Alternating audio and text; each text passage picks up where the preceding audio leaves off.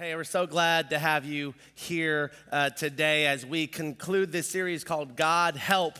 And God Help has been something I've been praying a lot, as actually for the last 8 years since Denver won its Super Bowl in 2015. I've been praying for God to help us because we've been looking rough. And he answered prayers this year, guys. Bo Nix. I'm just telling you, all right? Sleeper, if those you want to put a little something on DraftKings, I'm telling you, Denver is going to look good this year. And that makes me think about Kickoff Sunday. It's in a couple of weeks. We actually encourage you on that Sunday, September 8th, hey, wear your favorite team jersey that day.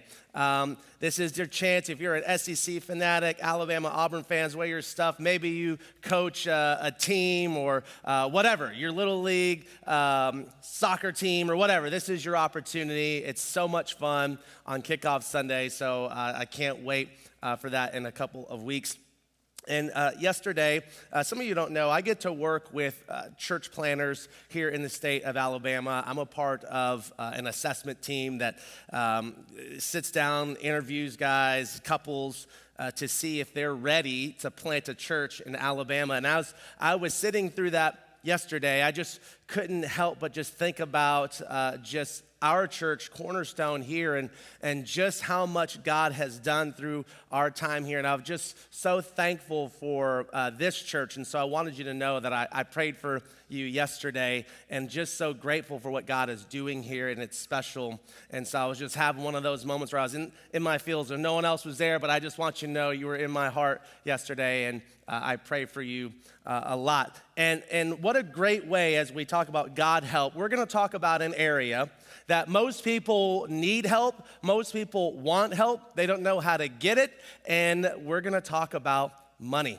All right, so maybe you've been in the church and a pastor's talked about money, and it's the reason why you stopped going to church, or you feel like the church only cares about your money. We're gonna approach it from a very different angle today.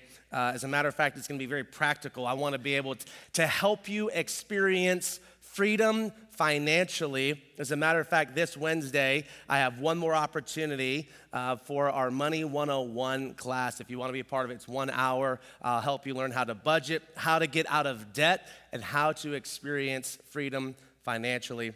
And so here, as a pastor, just in general, I have the responsibility to try to be able to go through God's word and to teach it in the way that God intends for us to learn about it.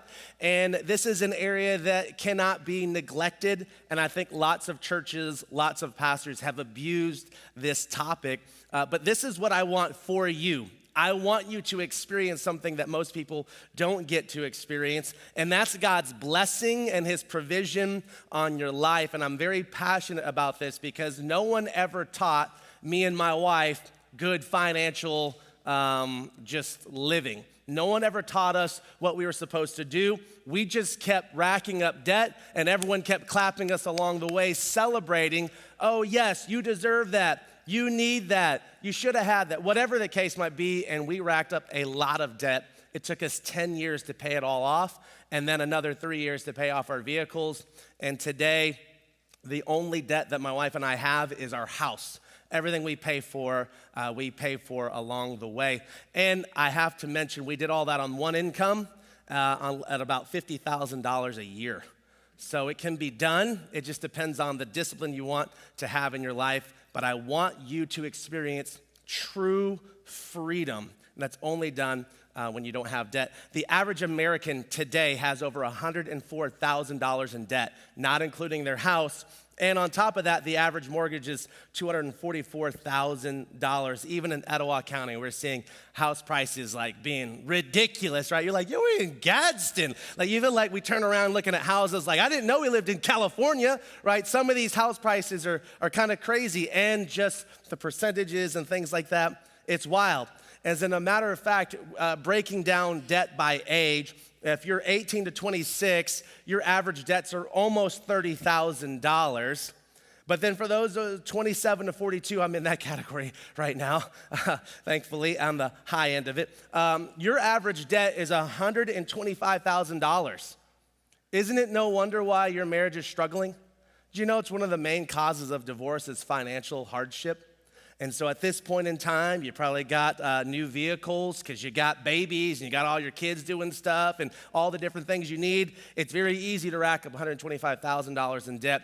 For those of you that are older than me, the 43 to 57 category, you're almost at $160,000 in debt. And that makes sense because you probably got student loans from your kids going to college. You're probably paying for weddings. You probably got all these different things that are going on. And then it doesn't drop below $100,000 until after like 58 years old, when it finally drops under $100,000. I think the sad reality is, I think the latest numbers show that 66% of Americans live paycheck to paycheck. And man, some of you, you're just grinding, you're just struggling, you're just trying to survive, and it's really difficult to do when you're just trying to wait for your next paycheck, because you're not gonna make it if you don't get a paycheck. Or if something happens, like sickness is going around like crazy, so you're like trying to hold that cough, like I can't be sick, because you gotta work, because you need that money, because you can't afford to take a day or two off, because you need that to survive. It's so difficult when people live like that. And you think this, if I just made a little more money, everything would be so much better in my life. But it's not about how much we make, it's about how much we spend. That's really what it comes down to. We're talking about a discipline issue. You could make all the money in the world. You could say, you know, I used to think that when I, especially like younger, if I could just make $50,000, we'd be set. And then I got there, it was like, oh man, you know, if I just could make $75,000, then I'd be set. And every time we keep moving the bar higher and higher because we continue to make our living expenses more and more. Proverbs 22:7 says, just as the rich rule the poor, so the borrower is servant to the lender. Some of you are just borrowers of the things you have in your life right now. I mean, that car might be in your name, but it's not yours yet. Now, in 48 months, it will be, but right now, it's not yours.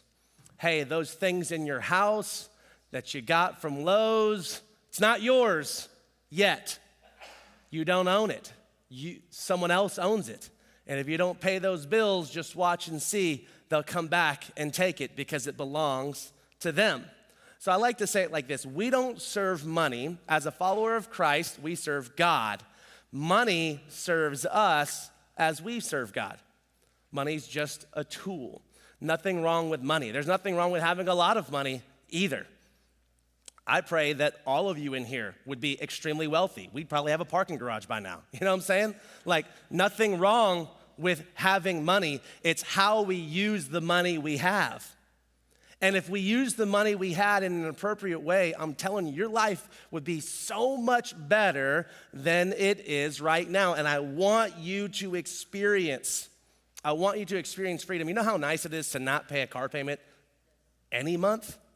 It's awesome. Think about your car payment right now. Some of you, it's like $500, $600, $700. Imagine paying that to yourself every single month. What kind of vacation could you go on every year? A nice one. What could you do in 2 years if you saved it up? What could you do in 3 years if you saved it up? In 4 years, you could pay your next vehicle all cash.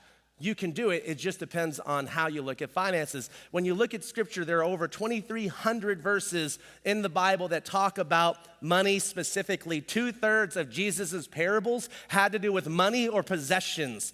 Jesus understood that finances have a direct connection to our heart. It's very important. So I want you to live on the 90% rule, because 90% is greater than 100%. You're like, that's actually not true. 100% is greater than 90, right? Teachers know that. 100 is better than a 90. But in God's economy, it's completely backwards. It's totally different. And I believe that if you were to live on 90% and you give 10% back to God, I believe your life will be better.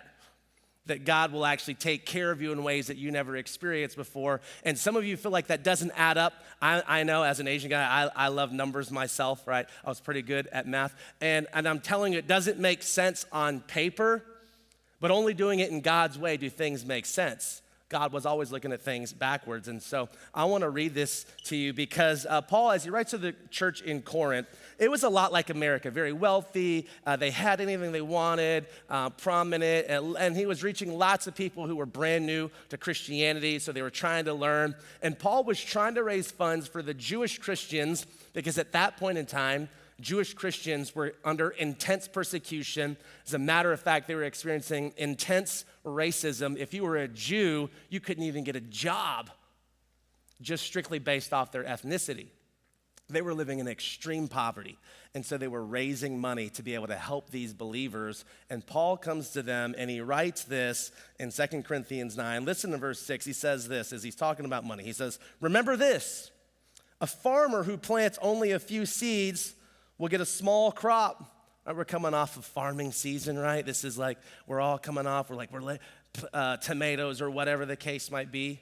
And if you only do a couple of things, you're only gonna get a little crop. It says, "But the farmer who plants generously will get a generous crop.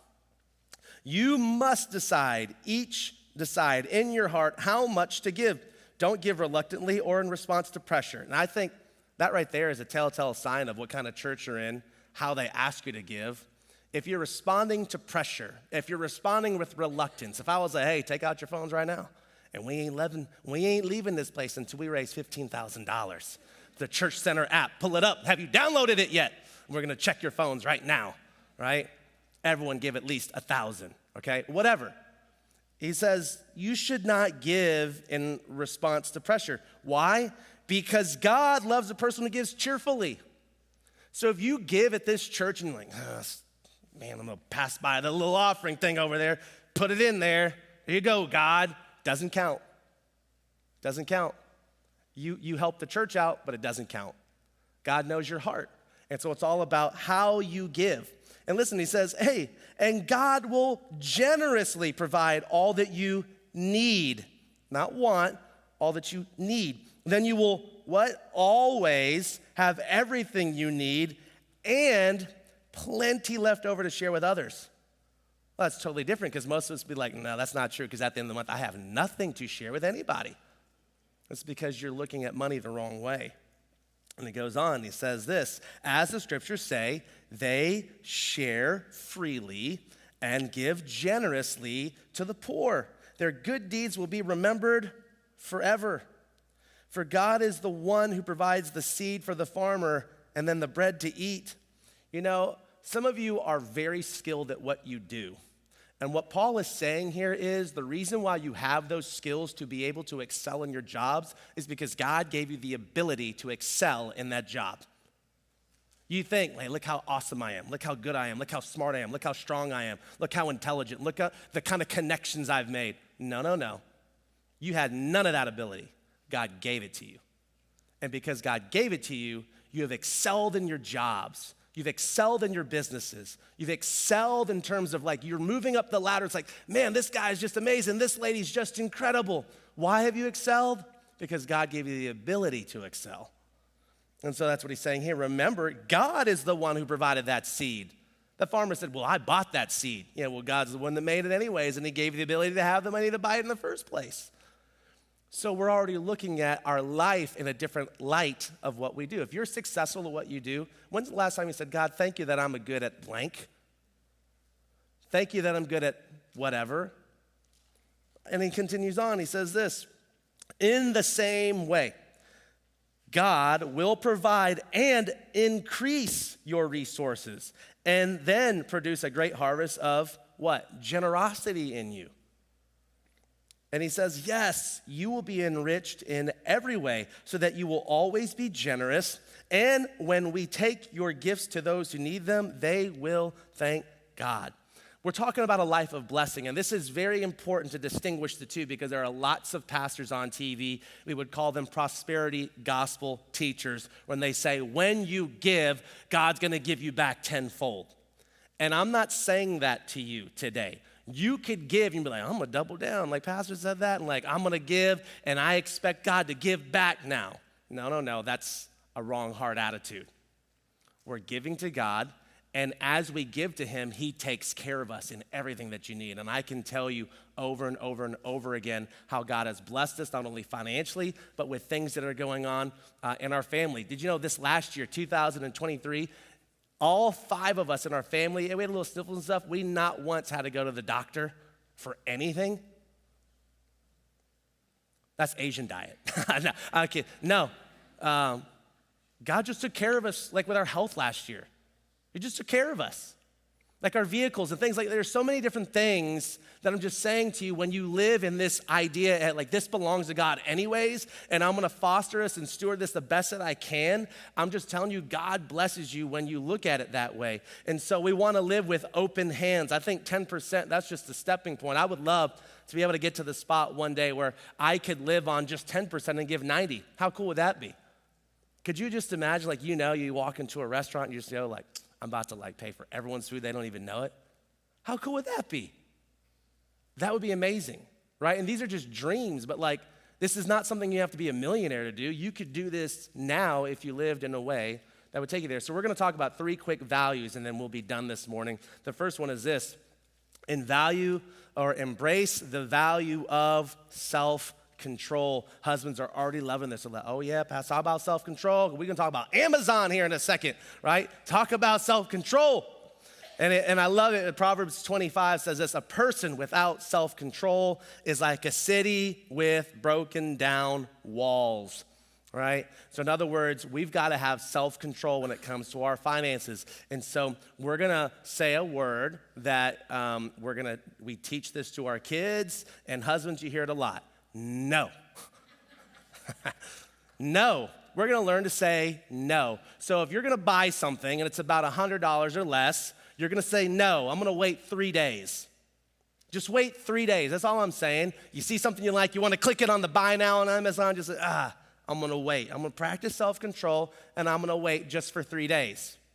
Why? Because maybe that passion dies after 3 days. Maybe it diminishes. Maybe you find you get it on sale, you get a better deal, or maybe it was just something like, we really don't need it right now.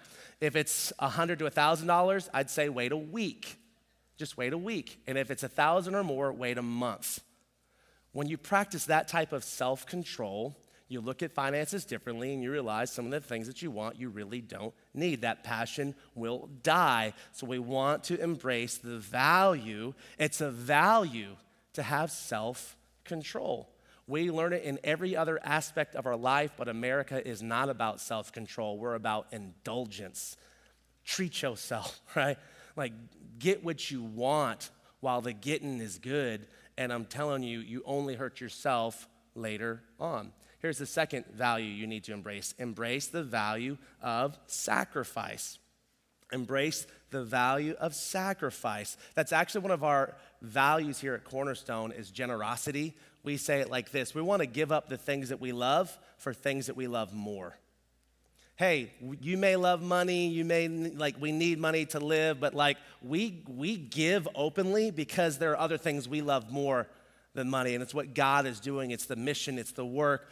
And so if you want to get out of debt, and there's so many of you that have debt here this morning, you got to start thinking differently. You got to start sacrificing. So maybe here's a sacrifice for you. You pack a lunch, back old school, like your mom used to do, or we, a lot of times we will meal prep instead of going out to eat lunch.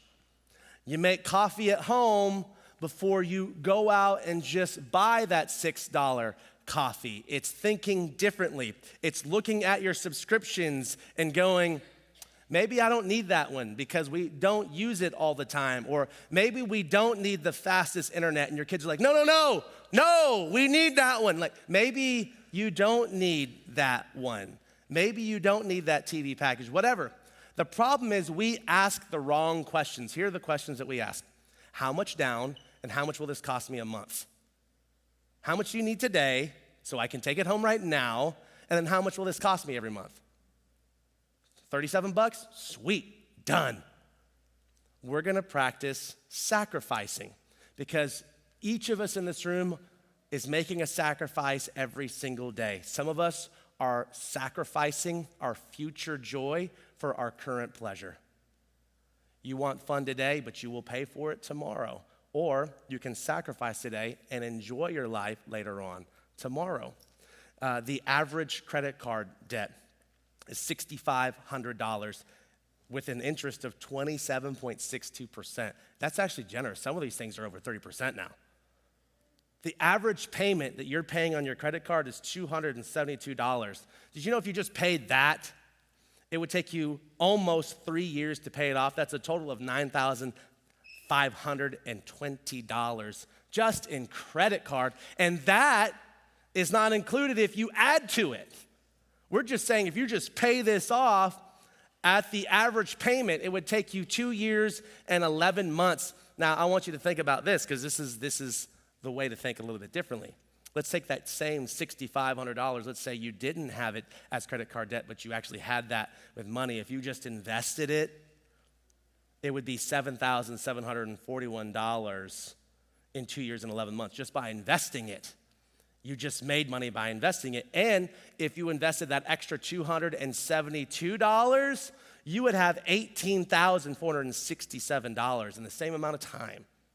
Or if you just invested that $272 a month, it's almost $11,000. Who wouldn't want $11,000 in this room?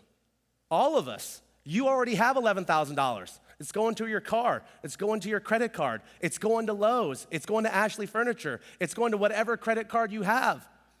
You already have it. You're just using it in a different way. And so we need to think about money in a different way, which means you got to sacrifice somewhere, which brings us to our third value that we want to embrace. We want to embrace the value of planning.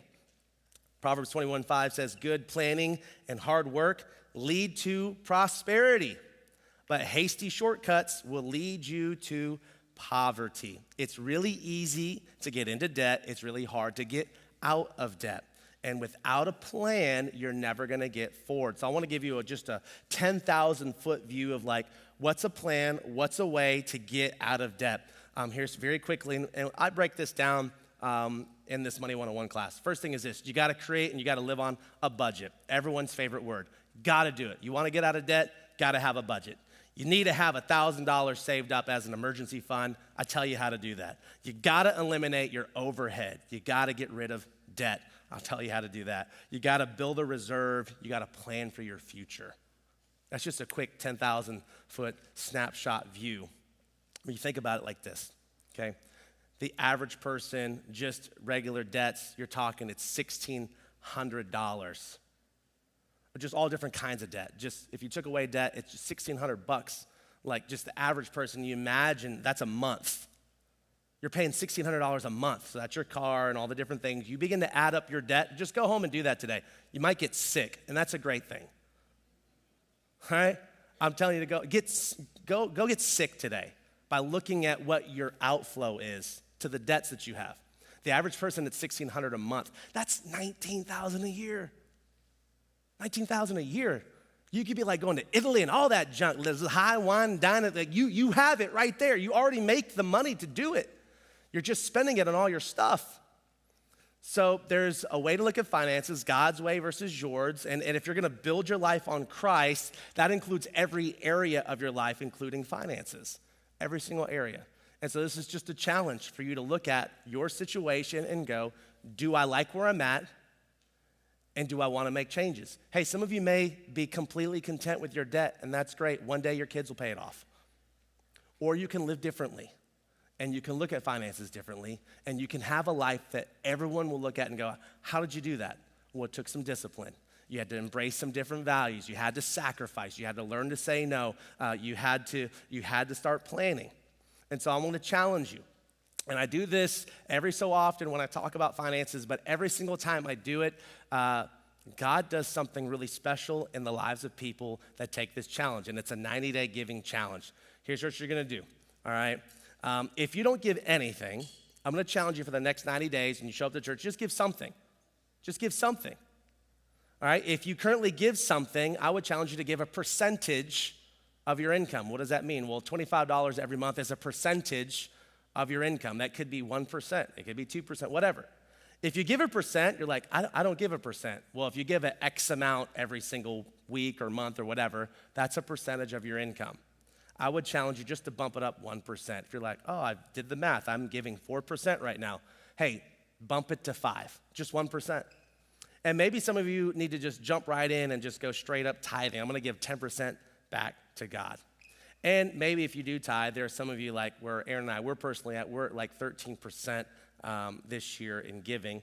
And that's something that like, hey, that's not like scriptural, it's just a challenge, all right? Just a challenge to increase your generosity.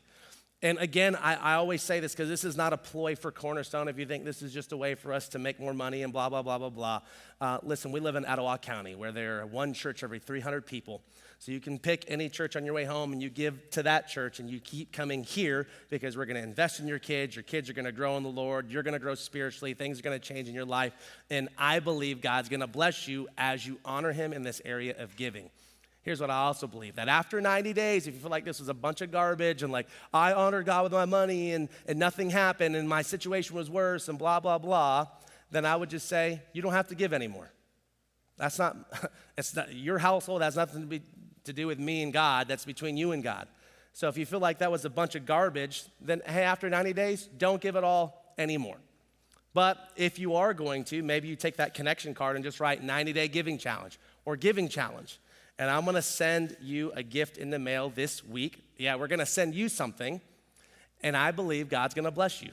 I have story after story of hundreds of people in this church who have done that and what God has done because they took that step. I believe God will enrich you in every way. That's what he says. It's a promise. It's not this thing that we hope would happen. But you can't ask God for help if you don't wanna do it God's way. Let's pray.